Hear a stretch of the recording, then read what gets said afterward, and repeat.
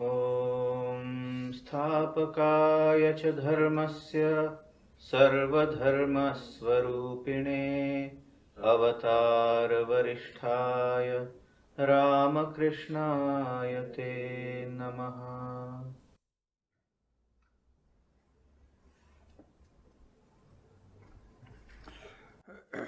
Friends, welcome back to the study of the Bhagavad Gita, and we were revising and re-revising, summarizing and re-summarizing the second chapter of the Bhagavad Gita. We have studied the Gita fully from the first to the last shloka in the last 18 years.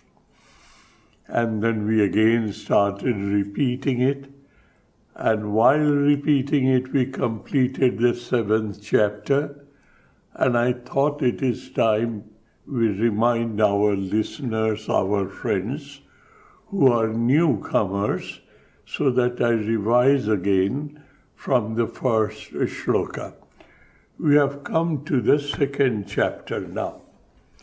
The second chapter, for all practical purposes, for all practical purposes, as far as performance of spiritual disciplines in life are concerned, is a unique chapter. Why it is unique? It informs you about something spiritual, which we think we know, but we don't know. Phonetically, we have heard the word spiritual, spiritual, spiritual, I don't know how many times. The phonetical acquaintance with the sound spiritual gives us a false sense of understanding. We know what spiritual is. It's very common. Don't think it is uncommon. You look into yourself. If I ask you, could you precisely define to me what is spiritual? What is to be spiritual? What are the pillars of spiritual life? We will all score a blank, or we'll be beating about the bush using 1,000 different words without signifying anything. Therefore, it is required that we look into it in depth so that we get acquainted with the ideas that emanate from these words. Now, the Gita is supposed to be a Mukti Shastra, a Moksha Shastra. It is a scripture, a compilation of advices given by Sri Krishna, incarnation of the divine at that time society, 5,000 years ago or 4,000 years ago. It is somewhere between that. And he advised one of his very close friend as well as his cousin brother, Arjuna. He picked up Arjuna as the person who will be recipient of his advice regarding what? How we can live in this life with all our commitments and duties and liabilities, and how we can live in this life and convert the flow of life as it is flowing towards the world, how to direct that flow towards the divine. So, informations are built into this text of which we had no idea whatsoever. So, The first thing is, the Gita is a fund of informations. Those informations are not available to us through our worldly education, tertiary education. We are instruments and an index in this industrial society. We are educated for that. How we can contribute to the advancement of human civilization. And that civilization develops a culture known as industrial culture, commercial culture, not a spiritual culture. So Gita gives you informations about what is spirituality and what are the principles of spiritual life. Principles, disciplines, how they are to be performed, and if and when properly performed, what is the end result. The whole gamut. And I summarize it by saying the Gita as a scripture is informative. It gives you certain informations which is not available anywhere else. That information converts itself into an education. And that education, when you have absorbed properly, converts itself into an unstoppable motivation, instruction.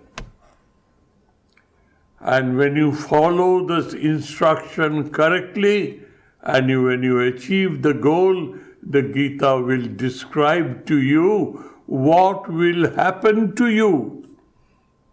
Descriptive, informative, educative, instructive, descriptive. All four into one is what the Gita is. Now, how does it start, as you know? It starts in a worst case scenario that a human being can ever think of. We live in this world. We have many problems. Those problems are generated by us. But there are certain problems in life when your sense of duty tells you you must do it come what may. You have no escape, you have no option, you have no any alternate course. You have to do it. But your emotional attachment to the situation is such you are not able to pay the price for it. You feel sad, you feel tired, you feel exhausted, you feel agonized. Oh, how can I do it? It will hurt him. How can I do it? It will make him sad. But your call of duty says you must. What do you do then? Your sense of ethics and morals teaches you should not hurt anybody.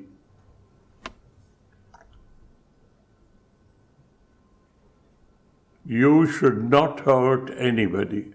Ahimsa sarvabhuteshu. You have been told that. And now you see, if I have to perform my duty, I pull him up. I have to pull him up. I have to scold him. I have to rebuke him. I have to punish him. That is painful to him. And I am unable to suffer that pain. Accept that pain on myself. What do I do? And if I do, as because I have not educated myself spiritually, I will be regretful and repentant throughout my life. That's a bad bargain. So we use the word art of living, very commonly used today. What is that art of living? You perform your duties of life, guided by morals and ethical principles of life, but you educate yourself in such a manner based on information. You educate yourself in such a manner, you do your duty, but you are not attached. You don't make yourself a victim of your expectations and your attachments. You do your duty and you do not suffer the results of that performance. That is the art of living. That is the trick of the trade. That is known as samattam yogamichyate. That is known as yoga karmashu kaushalam. You have heard all that in the previous talks. This is the excellence of that study known as spiritual study of our scriptures. One of them is known as Srimad Bhagavad Gita. Recitations recited by the divine to enlighten the whole human society, notwithstanding to what faith you belong to, what faith you believe in. As long as you are a human, as long as you have to live in this world, as long as you have to perform your duties of life, you will be exposed to such a situation. I prepare you beforehand. Live in this world with this background of education, and you will be in the top of the world. I swear you, I promise to you. Listen to me, I promise I will care for you. Kaunteya pratijanahi name bhakta pranashyati. Hey Kuntiputra, know for certain, I promise to you, I swear to you, he who has dedicated himself to my command, to my wishes, I swear to him, I promise to him, he will never be in grief. He will never be in grief, he will never destroy himself, burn himself in grief. I swear to you. So we are now at the threshold. We are now in a watershed. What is the watershed? He has informed about the indestructibility of the soul. He has informed that. So it's an information. And soul is beyond our perceptual knowledge. I can't see the soul. I can't smell the soul. I can't touch the soul. I can't taste the soul. Impossible. When I hear about the soul, those words with the inherent spota in it, inherent capacity of explosion, words have an inherent strength in them to explode into an idea. And which is the medium? Your brain. That is how you are constituted. The only avenue that you can have a very vague knowledge of what the soul is, through hearing it. Anabritti sabdat, anabritti sabdat. That is what you hear. So, you can hear about the soul and he takes advantage of it. He speaks to you, asochva nanvasochastam tu esha sanke. Shloka number 39. I do not know what is the shloka number of Asochwan or Asochastam. Find out for yourself. That portion, he speaks about the soul, and he tells him the knowledge and experience of your true original nature is only way to live in this world. Now my problem is, I have lived in this world intensely during this lifetime of mine, and I have interacted with the world, and I do not know how many lives have passed, and I have made absolutely granite solid, rock solid habit of interacting with this world, with actions and reactions, raga and dvesha, liking and disliking. And that gives me pleasure and pain. And I have made myself a victim of the swing of the pendulum, swinging between pleasure and pain. The words about the Atman, the Brahman, and I can realize that, I hear it, but it doesn't ring a bell here, nor it does ring a bell here. I hear it, sir, you are God incarnate, you are selling so, I am listening. But God will not let you go. Sri Krishna is born as a human to help the human to teach this art of spiritual life and living. So he will not let you go, how much you may want to run away from him. So he says on the 39th shloka, I have explained to you the concept of Atman, and know for certain in that state, when all limitations are gone, Atman and Brahman are one and the same. You look at it, obverse and reverse of the same coin. The coin is one. You look from the subjective point of view, egocentric point of view, it is Atman, Jivatma. You look at it from the cosmic point of view, it is the soul, the eternal, the absolute, the infinite reality. That is the Brahman. The way you look at it. This is what he has said. I am unable to. Now, please remember this example. Jatha adarsha malena cha. What does it mean? Always remember Jatha by way of example. What is that? A mirror, an excellent, precious Belgian mirror, 100% perfect, has been acquired by the family. And the family wants to preserve it. In a spring cleaning time, somebody very carefully hid it behind a wardrobe. In between the wardrobe and the wall, there's a little space, tucked it in there.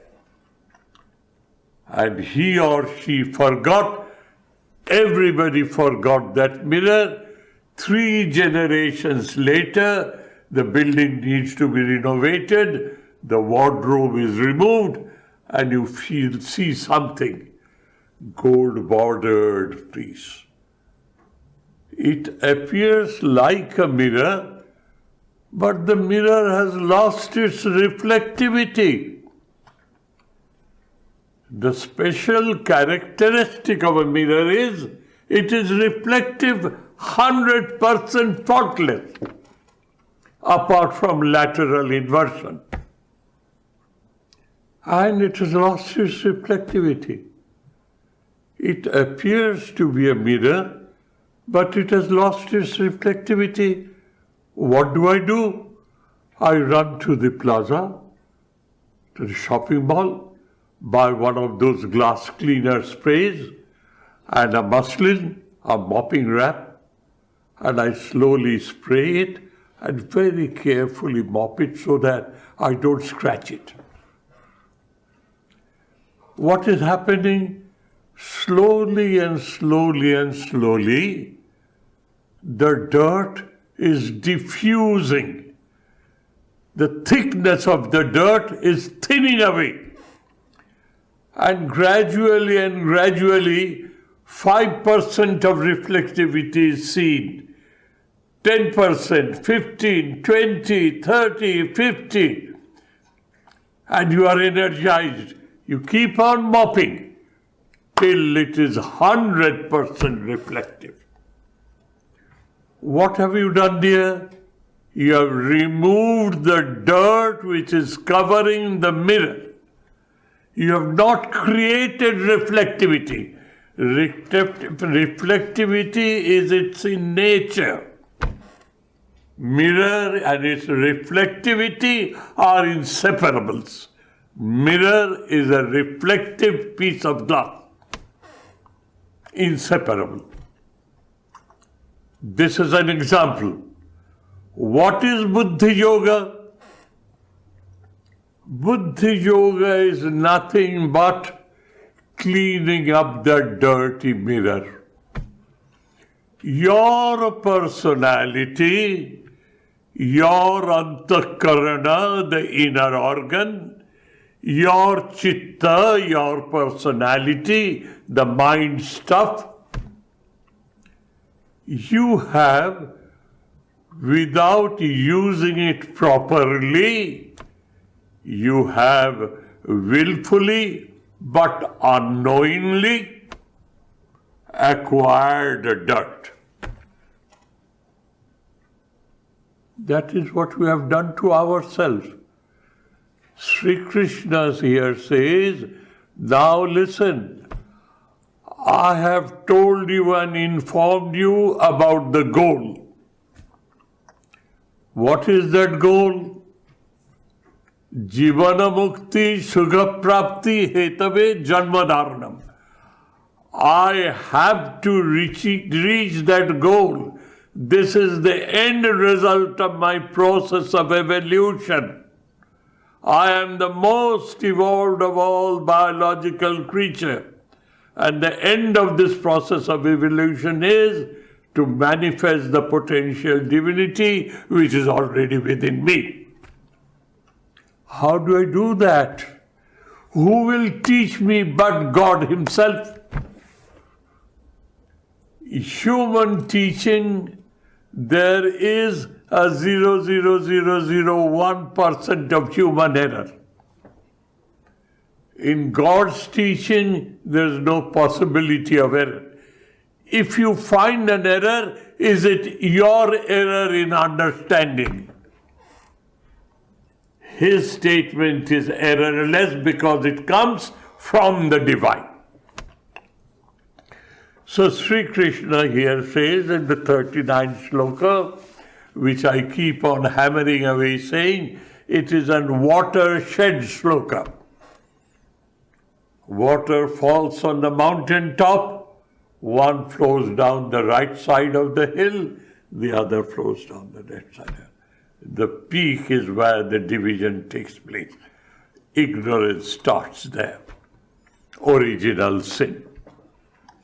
He says, now listen to me very, very carefully. Tu imam shrinu. Listen to me very, very carefully. What is that?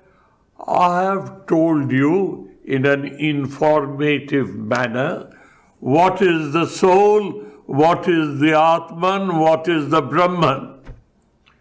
Now listen to me.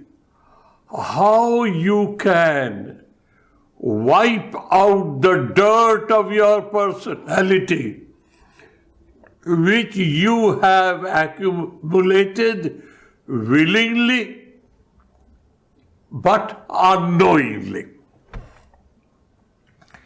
I will help you to understand how does that dirt accumulate and how that dirt can be cleaned.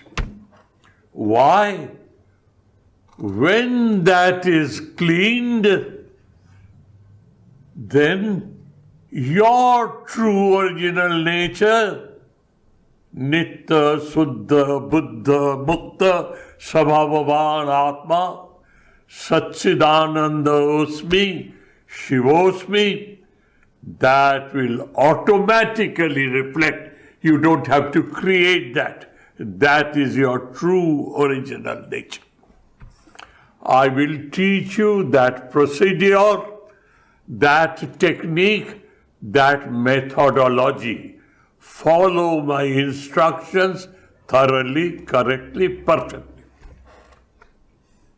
And the end result of that teaching and instruction is how to achieve an equilibrium, a balance, a coolness, a tranquility, a serenity, a sobriety. Call it by any word. Try to understand the attitudinal correction. What is being corrected? My attitude. Attitude with which I live in this world. Buddha yukta yaya partha.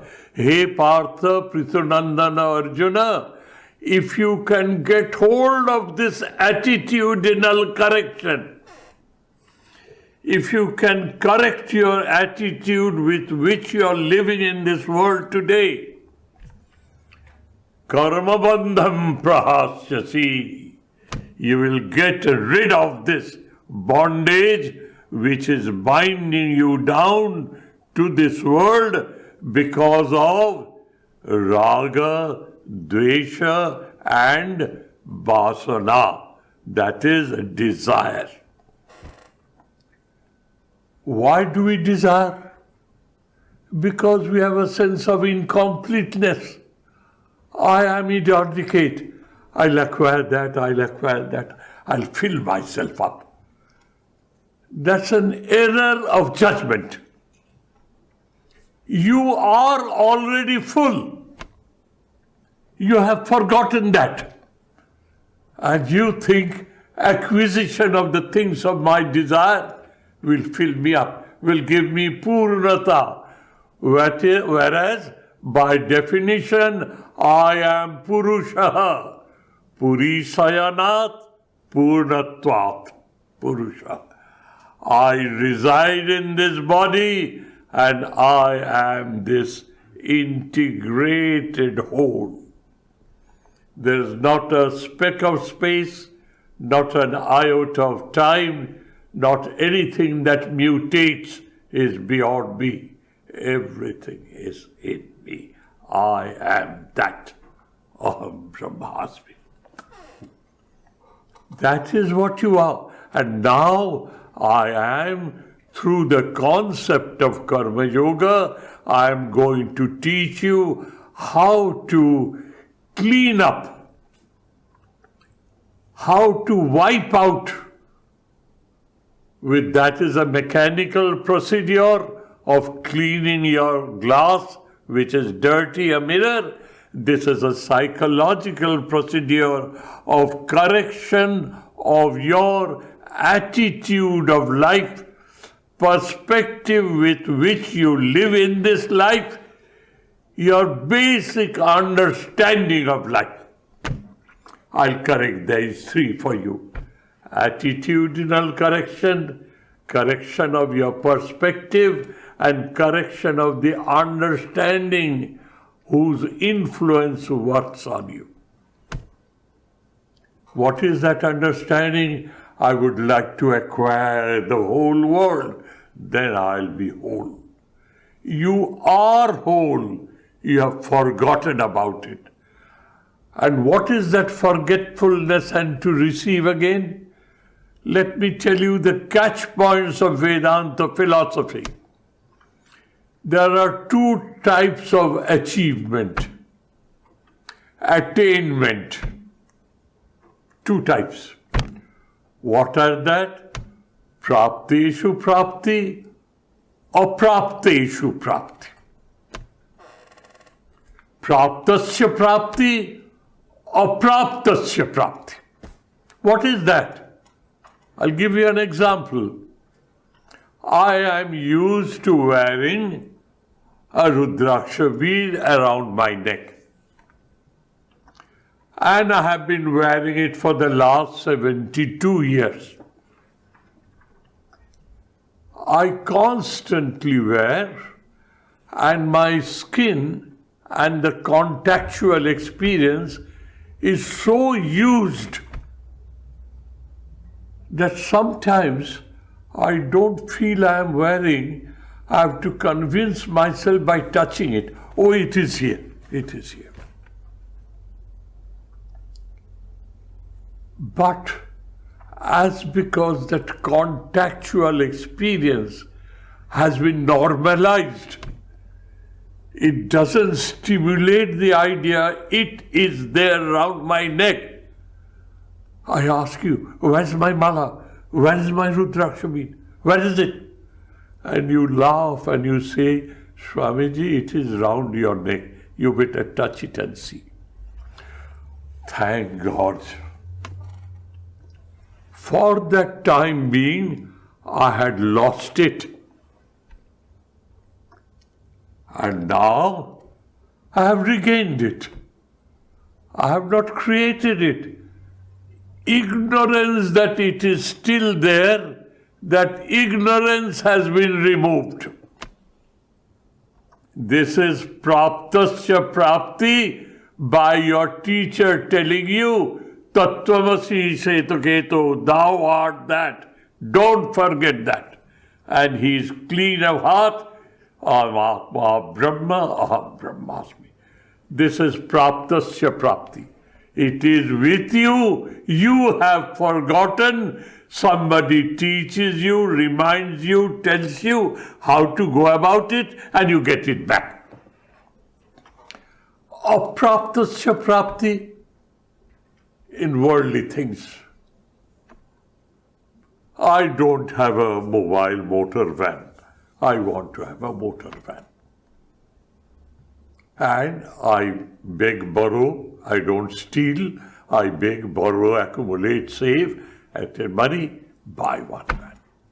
And I am in cloud 9. Why I am in cloud 9? My disturbing desire to own one was the cause of my restlessness. Non-fulfilled desire, unfulfilled desire causes restlessness.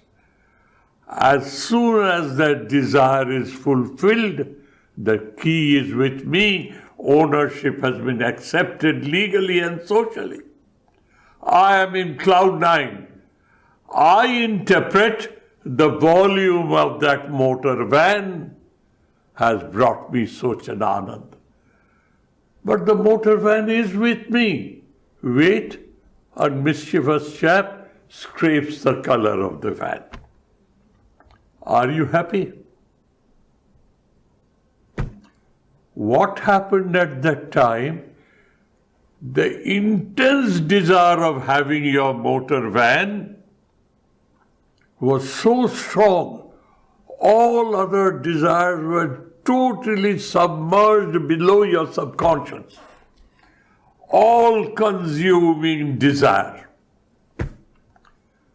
And that desire was fulfilled when the glass and the paper, when the keys and the paper was given to you. You thought the ownership has given you this desire. No, you are desireless, and your natural self, Sat Swarup, Chit Swarup, Ananda Swarup Atma, had an occasion and opportunity to blossom forth. You were tasting your true original Ananda Swarupata. You thought it has come because of ownership. Stupid as that I am. This is praptasya prapti. Apraptasya prapti Ananda is because you are nirvashana, your true original nature. Both ways. is a little roundabout, this is direct. Karma Yoga now, Buddhir Yoge Tumam Shruno, Karma Yoga teaches you the art of living in this world in such a manner that you do all the duties that is expected of an enlightened, educated, dedicated human being who is accelerating his process of evolution to reach that goal. I am Atma Brahma, Tattvamasi, to reach that goal. He is willfully accelerating that process. Buddhi Yoga, Karma Yoga is you learn the trick of the trade. Don't get involved. Asaktam. Don't get involved. Don't get attached. Don't be a victim of your worldly desires. How can I live, Swami, without a desire? How can I live? Am I a piece of timber? Am I a piece of stone? Am I an inanimate object that I have nothing at all? I'm callous. Do you mean spirituality is to convert myself into a callous being? I don't want this spirituality. I'm a throbbing, vibrating human being. Don't tell me to be desireless. You're mistaken. When I tell you not to be full of desire, or when I tell you get rid of your desire, please understand me correctly. Have that desire. Multiply it infinite times. Let the force of desire be of infinite magnitude. Only direct that desire to manifest the potential divinity already in you. You don't need to be desireless. Let that desire be. Let that desire be all-consuming. Let its magnitude be multiplied by infinite. Only, dear, turn that desire from the world to the divine. And where is that divine? Hidden behind cloud 9? No, the divine is everywhere in this world. There's not a speck of space, not an iota of time. There's nothing immutable which is not in the divine. So what is the secret? Let me desire to achieve my goal uncompromisingly. That desire is not binding me down. It is binding me to my goal. To fulfill that desire, I manage my faculties in a disciplined manner.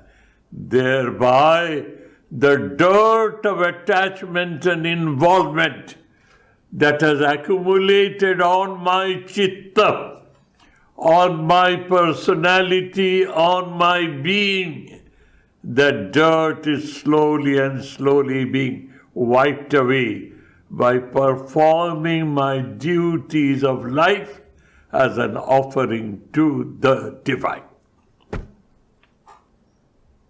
As simple as that. That is, I am a karma bhogi now. I am a victim of desire, victim of attachment, victim of involvement, and whether I succeed or I fail, my pendulum swings between agony and ecstasy, sadness, misery, and happiness and joy. That is how I swing. I think I'm enjoying my life. Try to taste the divine ecstatic joy that is within you. It is not acquired. It is your true original nature, Swatswarup, Chitswarup, existence, awareness, and Ananda Swarup. Inexplicable, indescribable, ecstatic, divine joy, unrelated to the joy of your five sense organs. And when you have concretized it, when you have solidified it, then with your eyes you see someone and you see your beloved divine there. You have matured to such an extent that these eyes which were trained to see the non-divine, you have trained to see the divine. And it is a direct and independent means to realization. Karma Yoga, Bhakti Yoga, Jnana Yoga, Raja Yoga. Each one of them is the direct and independent means to realization. But if you want to be wholesome, integrate all the four and live in this world as a Jivana Mukta Purusha, Sthita Pragya Purusha. So Karma Yoga has taught you how to live that life of samatha. Samattam yogam uchyate naiva papam avapsasi atmavan nirjoga nirjoga khema nirdandha nirkhema nirdandha nitta sangsta yoga kshema atmavan. All these words you have heard, listened and learned in the Karma Yoga, Samattam yogam uchyate. You behave, educate yourself now. I live in this world. So long I was pursuing my desire, my likes, my dislikes, and because of that I was swinging like a pendulum in this world. I am tired of this unending farce. Swamiji says, I am tired of this unending farce. This dream does please no more. Ever running, never reaching, nor even a distant glimpse of shore. I am tired of this unending farce. So what do? Divert your energy, divert your understanding, divert your attitude towards life, perspective towards life, your understanding of life towards the divine. It is not suppression, it is sublimation. I will quote an incident from Sri Ramakrishna's life. A young man was terribly obsessed by not so admirable instincts, biological instincts.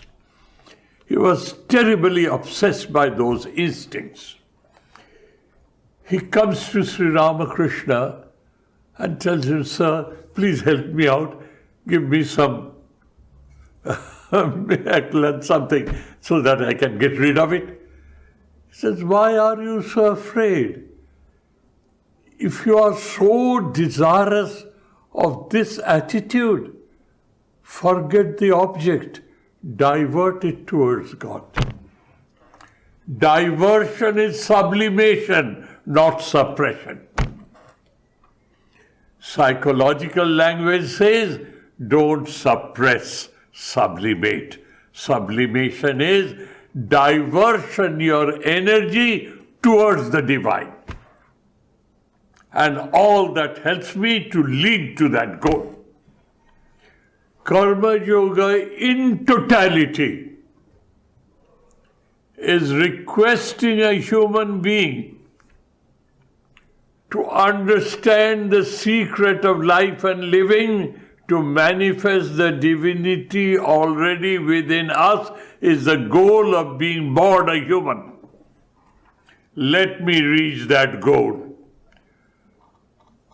Collective faculties, my rationality, my emotionality, my ingenuity, my willpower, my attachment, my involvement, all that you can say, let me collect them by both hands and let me divert it towards my beloved God, my Ishtadev.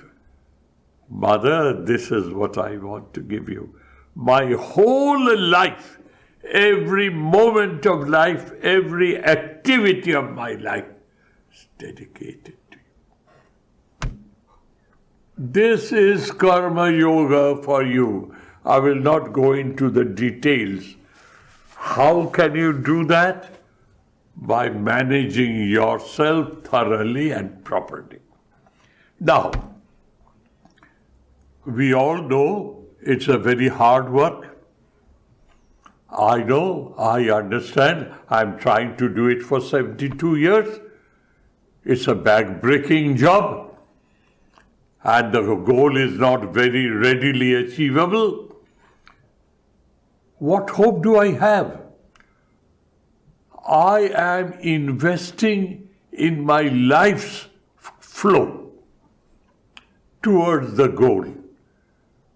Could you tell me whether my efforts to reach that goal is commensurate with the joy and the experience that I will have experienced when I reach that goal? Could you describe to me what is waiting for me round the corner? I would like to know what I will achieve, what I will receive, what I will become. I would like to know. The end section of the second chapter deals with that. He says, look, my dear, I'm not going into the details of the Karma Yoga anymore because I'm so much attached to it, I can't come out of it when I talk about it. Let me now go ahead.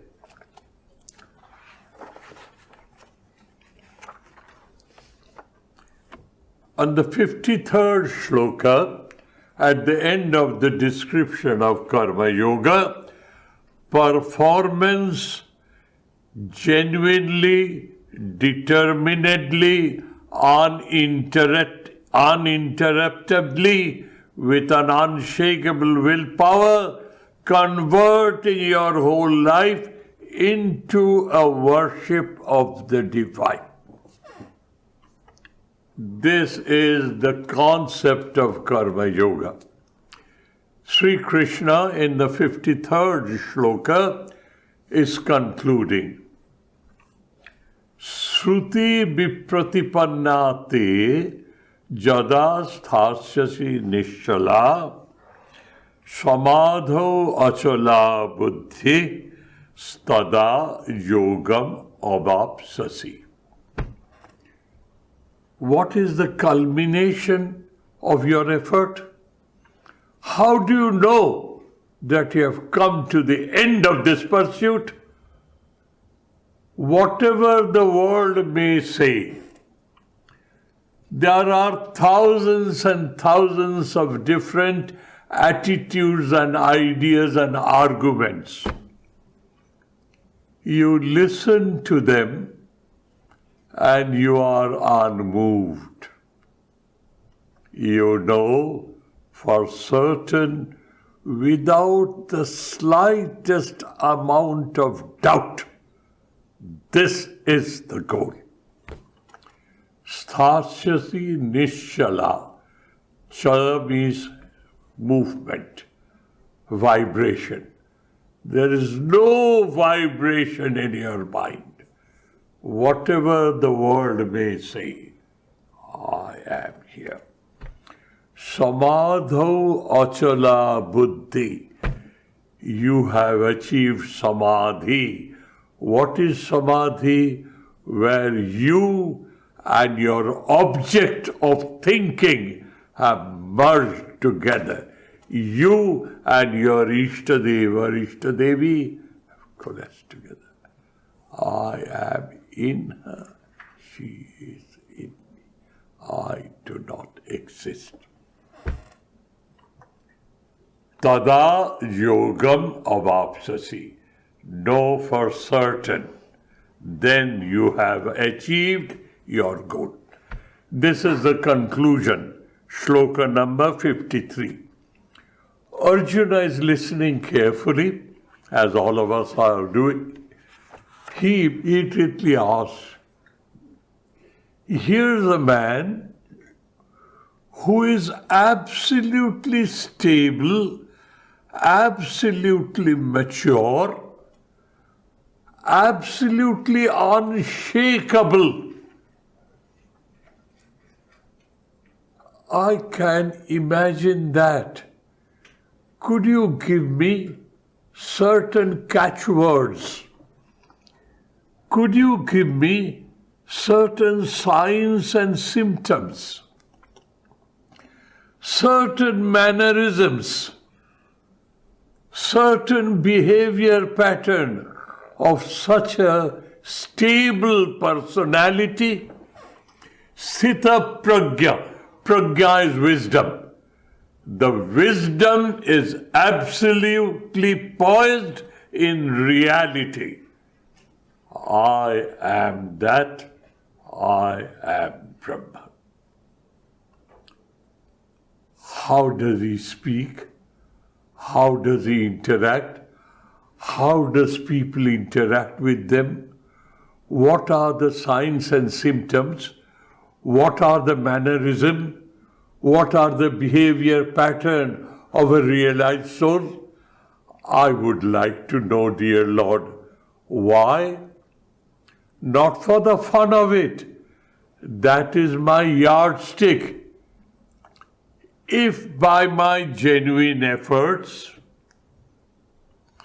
if by my guiding of my Guru, if ultimately the endless compassionate grace of the Divine, my Ishta, I happen to reach there, that stage, I would like to know what should my behavior pattern be, what should my mannerism would be, how do I live in this world, how do I behave with this world.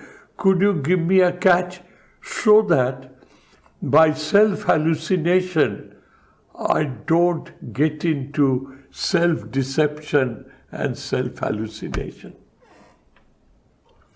Honesty is the point. We are deceptors par excellence. We are hypocritical and we are master in self-deception. Arjuna knows that as a human. He wants to have a measure stick, a yardstick, a rod, by means of which he will measure where he has reached, why he has achieved. It is truly in him or he is imposing upon himself without being so. Sthita pragyasya ka bhasha samadhisthasya keshava Sitadhi kim prabhaseta, kim asita, brajeta kim. Sri Krishna uvacha, Sri Bhagavan uvacha. From this shloka 55 to shloka number 72 is famously known all over the world in the academic study of the Bhagavad Gita. Sthita pragyasya lakshana. Signs and symptoms of a realized soul. Signs and symptoms of a realized soul. Listen to the first shloka, then we will go into it. I may take a few more minutes of yours. Sri Bhagavan Uvacha Prajahati Jada Kaman Sarvan Partha Manogatan Atmani Eva Atmana Tushta Sthita Pragya Tada Uchyate. Yada, as and when such and such and such a thing happens, tada, then and there, such a person qualifies to be addressed as a man of spiritual, stable maturity. As and when such and such qualifications are achieved by a human, as and when, then and there, that human is called as a person who is spiritually stable and spiritually mature. Sthita pragya tada uchyate. He is addressed as that. This is how it is said. Now, dear, I have told you it is a measure for sadhakas or sadhikas. And in that journey, there is no gender difference. We are all same. We are jivatmas. We have the same goal to be one with our Ishta. Whatever we may be, I have highlighted that is a measure. But there is another very, very important aspect. I will touch upon it today, explain it to you today, as because I don't have much time left, I would like to develop it during next discourse. What is it? Acharya Shankara, who writes a commentary on Sri Krishna's Gita, recitation of this celestial song, the poem, divine poetry, Acharya Shankara illuminates it to make it practical. Sarvatra eva hi adhyatma shastre. All over the world, look at that. All over the world is full of scriptures of words mentioned or uttered by thousands and thousands of realized souls forming into different religious or spiritual denominations. Sarvatra eva. Everywhere. Adhyatma Shastri, spiritual literature, spiritual scriptures. Kritartha lakshanani jani, sadhanani bhavanti tani. Whatever and whatever are the signs and symptoms of a realized soul, those should be the sadhana of each and every sadhaka.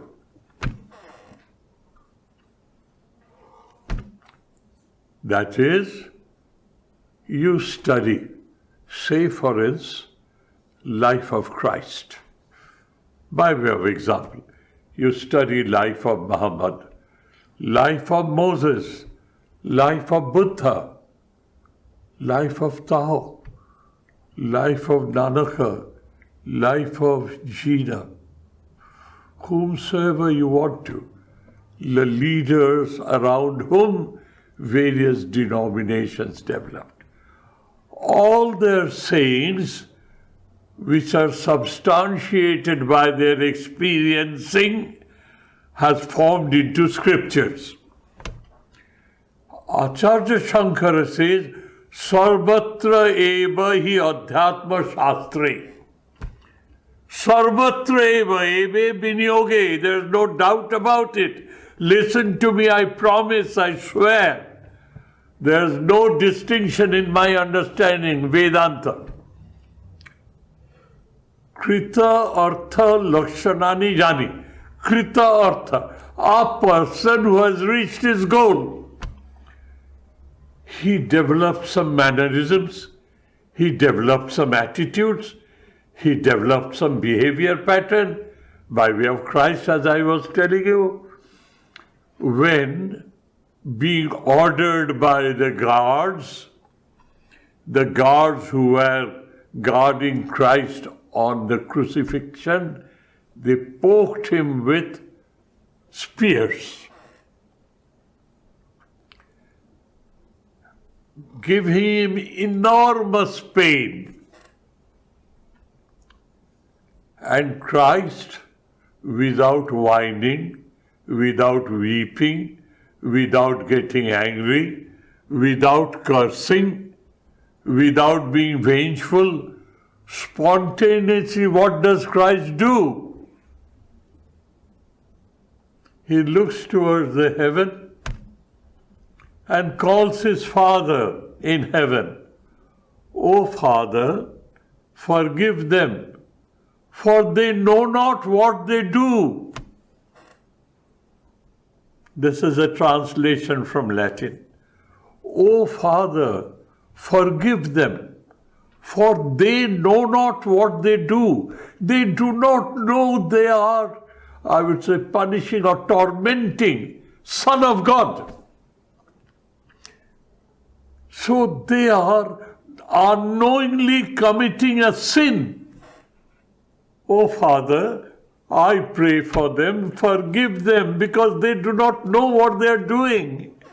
Please don't blame them, punishing me, torturing me. This is a sign of a realized soul, sign of God incarnate. That means, what shall we do? We should develop the quality of forgiveness. Eternal forbearance, eternal forgiveness. Whatever may happen to me, I don't bother. I am forgiving, I am forbearing. I am ever graceful, I am softest and the sweetest. That is what I am. One who has realized it is natural, spontaneous to him. I have to cultivate it repeatedly so that I create a habit, and that habit grows in dimension, becomes my second nature, and then that habit forms and saturates my whole nature, and I become one. Iti upadishyante jatna sadhatvat. This is how you should understand. Sarvatra eva adhyatma shastre. All over the human society, in the whole world, wherever you find the utterances of realized soul, either realized souls or incarnations, those who have established a world accepted religion or spiritual faith and belief, groups, they, substantiated by their own experience of life, they have behaved, they have interacted with their mannerism, their behavior pattern. Study them. See each and every act and deed of Sri Ramakrishna's life. See the Holy Mother's life. See, study in depth Swami Vivekananda's life. The life of all saints and seers, life of all prophets, all incarnations. Study them. One is good enough for our life. life of your Ishtadeva or Ishtadevi is good enough. And what is spontaneous to them is achievable, attainable, doable for you. Because you are far below. And what is the psychological process? The psychological process is very funny. I cannot forgive you. I decide in a small manner, I will take no offense. Forgiveness is coming later on. I will take no offense. What am I doing? I'm managing my inner reaction. I will take no offense. No offense taken. The question of forgiveness doesn't arise. No offense taken. No forgiveness arises. I have taken no offense. So, सबसे बसिए, सुनो सब, देखो सब, समझो सब, बोलो मत. This is an age-old traditional wisdom of the society of monks, centuries together. Essential teaching. What is it? Dekho sab. See everything. Use your eyes in this world. See everything. Suno sab. Hear everything. Don't run away. Samjho sab. With your corrected attitude, you understand. What do you understand? This world is a play, the divine play, Mahamaya's Maya, Avatar Purusha's Leela, divine play. That is your samaj, that is your understanding. Bolo mat, don't react. Bolna means don't speak. Why do you speak? You react and your reaction is in your words. Don't speak, don't react. You have done it.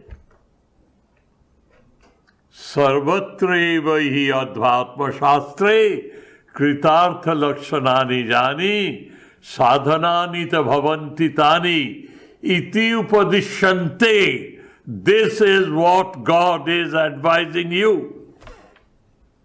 Why? Jatna sadhatat. You have to sweat it out. You have to break your back doing so. With a drop of a hat, you are offended. Your ego is hurt with a drop of a hat. That's what is happening. And once your ego is offended, it comes on in stream, unstoppable. You keep on taking ill of a person unstoppably till you are exhausted. That's what you do. These Sthitapragya's Lakshana from 55 to 72, 18 shlokas, you'll have a cream of what you should do in your lifetime. Sadhanani bhavanti tani iti upadishyante. That is what God is telling you. Why? Jatna sadhatvat. It is to be achieved by your back-breaking effort. So enough, dear, I've taken a lot of your time today. Pardon me. We will, if you allow me, we will come back to this and start proceeding on the Sthitapragya's Lakshana. Thank you, dear. Thank you ever so much. Thank you for your inordinate patience with me. God bless us all. Om Shanti Shanti Shanti Harihi Om Tat Sat Shri Ramakrishna Arpanamastu.